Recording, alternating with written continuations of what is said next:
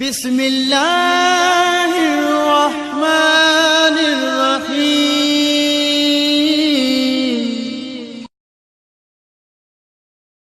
अऊज़ुबिल्लाहिस्समीउल अलीम मिनश्शैतानिर्रजीम। बिस्मिल्लाहिर्रहमानिर्रहीम। अल्हम्दुलिल्लाहि रब्बिल आलमीन व सल्लल्लाहु अला मुहम्मदिन व आलिहि तय्यबीन ताहिरीन। अम्मा बाद।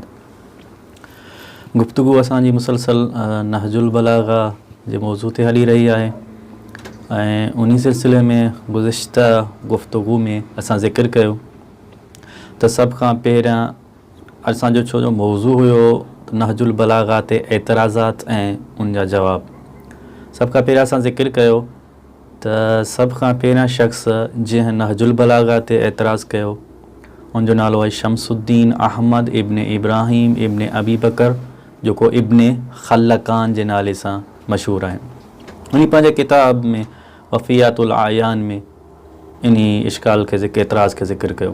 अगरि ॾिसजे त सैयद रज़ी 400 हिजरी में रजब जे महीने में नहजुल बलागा जी तालीफ़ खे ऐं जमा कयो, कुतुबनि खे ऐं मुकमल कयो। ऐं इब्न खल्लकान 2 सदियूं पोइ आयो आहे, 200 साल पोइ आयो आहे। सैयद रज़ी जॾहिं नहजुल बलागा जमा कयो आहे 608 ते विलादत आहे इब्न खल्लकान जी ऐं 681 ते वफ़ात आहे हिजरी ते इब्न खल्लकान जी। जो मतिलबु आहे 2 सदियूं गुज़री वियूं, कंहिं बि एतराज़ न कयो, कंहिं बि इश्काल न कयो त को नहजुल बलागा जो मुसन्निफ़ केरु आहे, सैयद रज़ी या सैयद मुर्तज़ा या नहजुल बलागा मौला अली इब्न अबी तालिब जो कलाम न आहे, बल्कि मसलन सैयद रज़ी पाण ठाहियो आहे ऐं उन जा ठहियल ख़ुतबा आहिनि। कंहिं बि एतराज़ न कयो। जो मतिलबु आहे त इहा ॻाल्हि मुतफ़िक़ अलैहि 2 सदियूं ताईं, 2 सदियुनि ताईं, 200 साल ताईं कंहिंखे बि ज़रूरत न थी जो एतराज़ करे सघे, छो जो इहा ॻाल्हि वाज़े हुई ऐं अज़हर मिन शम्स हुई उन ज़माने में। ऐं सैयद रज़ी छो जो बलागत जे लिहाज़ खां जमा कयो हो त सैयद रज़ी बि मुल्तफ़ित हुया, मुतवज्जे हुया त सनद ज़िक्र करे सघिजे थी। लेकिन छो जो आम तौर उन ज़माने में हिकु त रविश ईअं हूंदी हुई त फ़िक़ही किताब सिर्फ़ु अगरि केरु लिखे त सनद ज़िक्र कंदा हुआ। अदबी किताब आहे, को अख़लाक़ जो किताब आहे या ॿिया किताब, अदबी किताब या ॿिए मौज़ू ते उन ते आम तौर न कयो वेंदो हो ज़िक्र सनद खे। ऐं जे करे सैयद रज़ी हिकु सबबु इहो बि आहे जो सनद खे ज़िक्र न कयो, वरना हज़ारें किताब ज़िक्र करे आया आहियूं। त 80,000 किताब त ख़ुदि सैयद रज़ी जो जेको मदरसो दारुल उलूम आहे उनजी जेका लाइब्रेरी आहे 80,000 किताब उन में मौजूदु आहिनि।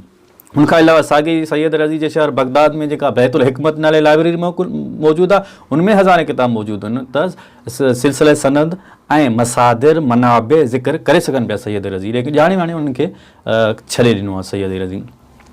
इहा इबारत असां हिकु दफ़ा ॿीहर ज़िक्र कंदासीं, छो जो सभ खां पहिरियां शक जो ॿिज छॾण वारो ऐं सभ खां पहिरियां शक पैदा करण वारो इब्न खल्लकान आहे। इन इबारत खे थोरो ज़िक्र करे थोरो तशरीह कंदासीं अॼु असां।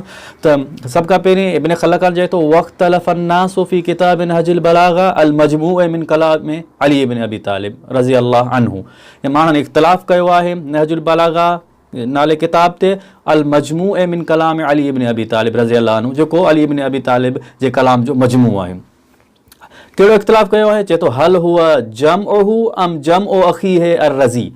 सैयद मुर्तज़ा जे जॾहिं हालात बयानु करे थो उन में इहा इबारत आणे थो। चए थो त पोइ इख़्तिलाफ़ इहो कयूं थो छा सैयद मुर्तज़ा इन खे जमा कयो आहे या जमअ अख़ीहि अर रज़ी, या सैयद मुर्तज़ा जे भाउ सैयद रज़ी जमा कयो आहे नहजुल बलागा खे। क़द क़ील अन्नहु लैसा मिन कलाम अली, कुझु इहो चयो वियो आहे त अली इब्न अबी तालिब जो कलाम न आहे। व इन्नमा अल्लज़ी जमअहु व नसबहु इलैहि हुव अल्लज़ी वज़अहु, जे जमा कयो आहे मौला सां मनसूब कयो आहे इन कलाम खे उन ठाहियो आहे पाण। वल्लाहु आलम, आख़िर में चए थो त वधीक ख़बर ख़ुदा खे आहे। ख़ुदि इहा इबारत ॿुधाए थी हिकु त इल्मी तरीक़ो न आहे, इहो ख़ाली शक ऐं शुबो विझणु आहे। इल्मी तरीक़ो ईअं न थींदो आहे, दलील आणिबो आहे इल्मी तरीक़े में, बुरहान क़ाइमु कबो आहे। ख़ाली ईअं चई छॾियो त इख़्तिलाफ़ अन्नास केरु माण्हू हुया ऐं कहिड़ो इख़्तिलाफ़ उन्हनि कहिड़ो माण्हू कहिड़ो दलील आंदो आहे, को दलील पेश न आहे कयो इब्न खल्लकान। त उनजो दलील छा आहे, बुरहान छा आहे, ऐं तव्हां वटि छा आहे दलील? तव्हां उनजी भला नफ़ी था कयो, इस्बात था कयो, ताई था कयो, या तव्हां उनजी ताई नथा कयो, इहो बि इब्न खल्लकान ज़िक्र न आहे कयो।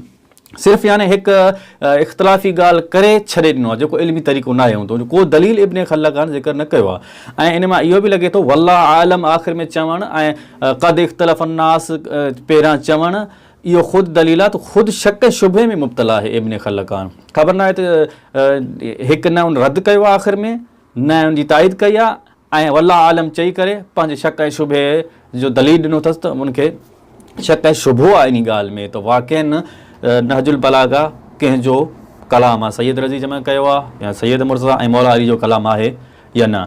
इहा हिकु चई सघिजे थो त जेका इब्न खल्लकान, हाणे जो जवाबु अगरि असां ॾियणु चाहियूं, सभ खां पहिरियों असांजो जवाबु इहो आहे, इब्न खल्लकान 200 साल खां पोइ आयो आहे जन सैयद रज़ी जमा कयो आहे नहजुल बलागा खे। उनखां अॻु में हिकु मारूफ़ शख़्सियत आहे नजाशी, जेका मारूफ़ शिया शख़्सियत आहे, उहो पंहिंजे किताब में फ़हरिस्त अस्मा ऐं मुसन्नफ़ शिया, जेका मारूफ़ रिजाल नजासी सां जेको किताबु आहे, उन में नजासी जन ज़िक्र कयो आहे सैयद रज़ी जो, त नहजुल बलागा खे नजाशी सैयद रज़ी जो किताबु ॼाणायो आहे। इन जो मतिलबु आहे त पहिरें एतिराज़ु जेको असां अगरि इन जो जवाबु ॾियणु चाहियूं था, पहिरियों एतिराज़ु इहो आहे त सैयद रज़ी जो आहे या न किताबु, पोइ असां ईंदासीं नहजुल बलागा जे सनद ऐं मसादिर जो जवाबु ॾींदासीं त नहजुल बलागा जी छा मसादिर आहिनि, वाक़ई मौला जो कलाम आहे या सैयद रज़ी पाण ठाहियो आहे। पहिरें एतिराज़ जो इहो जवाबु आहे त नजाशी जेको 450 हिजरी में जंहिंजी वफ़ात आहे, उहो अॻु में पंहिंजे किताब में लिखी चुको आहे त इहो किताबु आहे जेको उहो सैयद रज़ी जो आहे नहजुल बलागा। उनखां अलावा जेके कुझु असां वटि दलाइल आहिनि, जेके बि इनशाअल्लाह असां अॻी निशिस्त में ज़िक्र कंदासीं, जेके ॿुधाइनि था त इहो किताबु ख़ुदि सैयद रज़ी जमा कयो आहे मुख़्तलिफ़ किताबनि मां, न कि सैयद मुर्तज़ा जो आहे। इनशाअल्लाह इन आराइज़ खे अॻी निशिस्त ताईं छॾियूं था। अस्सलामु अलैकुम वरहमतुल्लाहि वबरकातुहू।